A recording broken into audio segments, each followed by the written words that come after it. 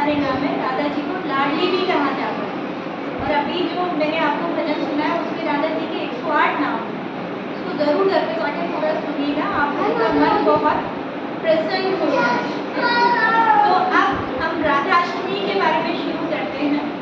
तो राधा जी का जन्म बेटा भगवान कृष्ण से 11 मंथ बिफोर हो गया था, 11 महीने पहले।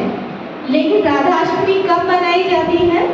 श्री कृष्ण के जन्म के बाद। भगवान श्री कृष्ण का जन्माष्टमी आपकी दिस ईयर जन्माष्टमी कब थी? 26 अगस्त को थी ना।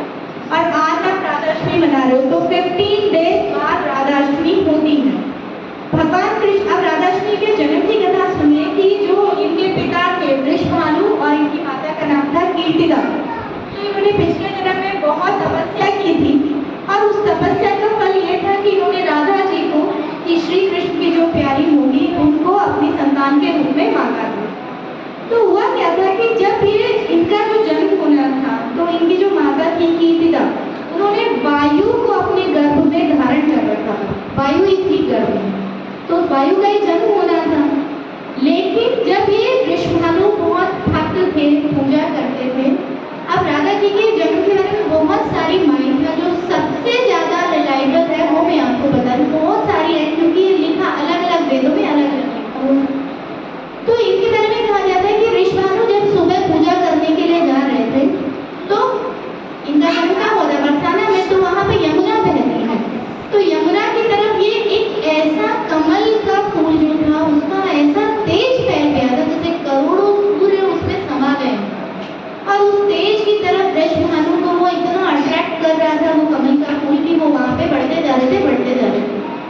और उनके मन में जो भी दैवीय शक्ति रही होगी वो उस कमल के फूल को उठाकर ले आए। और उन्होंने ये भी नहीं देखा कि उसमें राधा जी थी, उसमें राधा जी थी उस कमल में, और उनको वो उठा के ले आए। वो चलते जा रहे थे, रावण बोलते थे, उनके जो महल था उसको क्या बोलते थे? रावण। वो अपने रावण की तरफ चलते जा रहे थे और राधा जी की जो माँ थी उनका भी मतलब बच्चे होने का जन्म भी निकट आ गया था। तो वो सीधे उनके वहाँ पे चलते जाते हैं। कहाँ जाते हैं? जहाँ राधा जी की माँ कीर्तिदा थी। ठीक है, तो उस वायु का प्रकाश जो उनके अंदर वायु समाई हुई थी कीर्तिदा के अंदर, वो तो क्षीण हो जाता है। और चारों ओर महल में ऐसी भगवान की शक्ति थी कि कोई भी वृषभानु जी से कोई सवाल नहीं कर रहा था, ना कुछ देख पा रहा था, सिर्फ प्रकाश ही प्रकाश चारों तरफ। कोई नहीं देख पाया कि उस कमल के फूल में राधा जी समाई हुई थी, कोई नहीं देख पाया।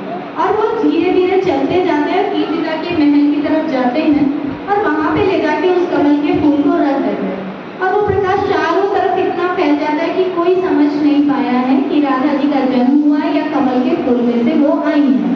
और सब जैसे रख देते हैं, थोड़ी देर बाद जब प्रकाश कम होता है तो सब सोचते हैं कि राधा जी का जन्म हो गया, कीर्तिदा जी ने राधा जी का जन्म कर दिया है, बट हो गया उनका।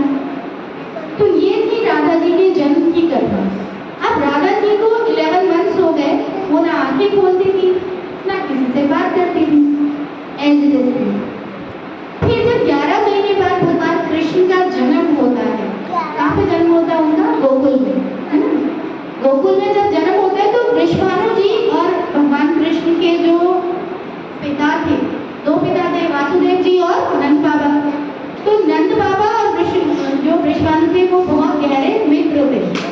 तो जब कृष्ण जी का जन्म होता है तो वृषभानु जी को भी बुलाया जाता है ना। तो वृषभानु जी पहुंचते हैं कीर्तिदा के साथ और राधा जी को भी लेके जाते हैं। जब राधा जी ने श्री कृष्ण को पहली बार, जब उनका आमना सामना हुआ, तब राधा जी ने पहली बार आंखें खोली। 11 मंथ की थी तब उन्होंने आंखें खोली और आंखें खोल के सिर्फ किसको देखा? श्री कृष्ण को देखा और देखते रहे। तो ऐसा अमिट प्रेम राधा और कृष्णा जी का था, अमिट प्रेम। और राधा जी प्रकट क्यों हुई? क्योंकि भगवान कृष्ण ने अपने लिए, उनके मन में बहुत उमंग और आनंद छाया हुआ था। तो उनको लगा ये आनंद सृष्टि के हर इंसान में होना चाहिए, और उस आनंद को देने वाली कौन होगी? माता होगी।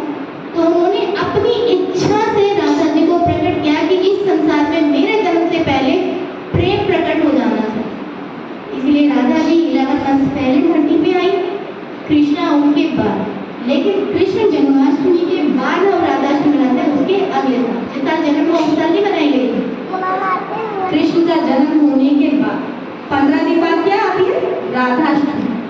ऐसे थे भगवान कृष्ण और राधा जिनका अमिट प्रेम हम देखते हैं। और भी इस बारे में आगे मैं बहुत सारी स्टोरीज आपको सुनाऊंगी। आज के लिए इतना ही।